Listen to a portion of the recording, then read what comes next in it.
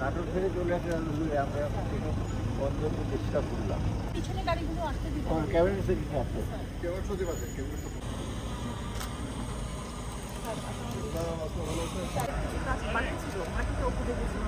আমরা এই কাজের শেষের দিকে আছি স্যার।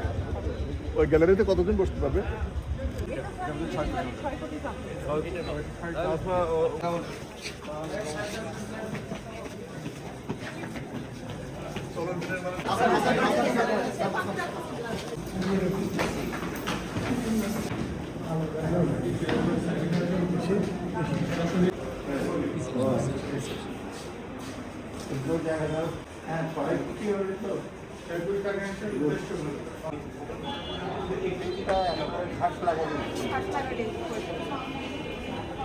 গ্যালারিগুলো ভালো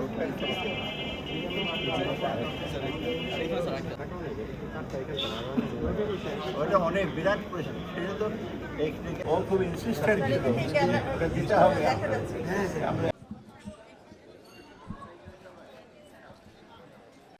একটু ধৈর্য ধরতে বলুন, কারণ পে স্কেলটা এই 10-12 বছর পরে করা, অনেক রকম ক্যালকুলেশন আছে। আমরা একটা কমিটি দিয়েছি, তারা সবাই অবিরত কাজ করছে। আমি এক্সপেক্ট করছি রিপোর্টটাতে শীঘ্রই তার আমাদের কাছে জমা দেবে, তারপর এটা বাস্তবায়নের ব্যাপার আছে। আর যেহেতু অনেকদিন পরে একটা খুব বড় রকমের রিভিশন দরকার হবে, সবচেয়ে বড় কথা অর্থের সংস্থান।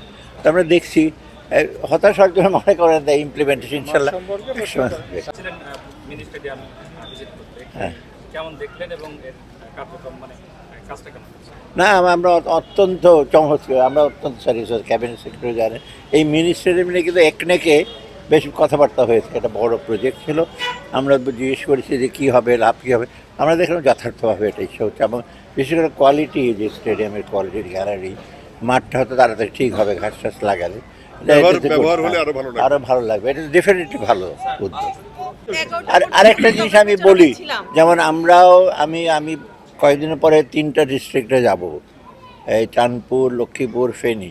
আমার আজকে বেশ কয়েকজন আছে, সিরাজগঞ্জে এখন যাচ্ছি। অতএব আমাদের দিক থেকে আমরা বলছি যে গণভোটটা আসলে দেওয়া, সবাইকে দিতে হবে ভোটে।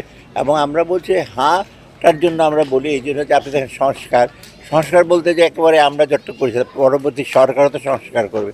কোনো সময় কিন্তু বাংলাদেশের লোকের ভালোর জন্য কোনো ভালো করে সংস্কার, সবই হলো পার্টি বেস। যে পার্টি আসবে তার ম্যানিফেস্টো। আমরা ওখানে বলেছি যে যেই আসুক তার ডিসাইড করবে, কিন্তু আপনি একটু সাপোর্ট দেবেন এবং আপনাদের অংশগ্রহণ এই প্রকল্পগুলো এগুলো নেবে। অতএব এইটার জিনিসটা পজিটিভ একটা দিক আছে। মানে হয় কি, পলিটিক্যাল গভর্নমেন্ট যারা একটু শক্তি পায়, সাহস পায়।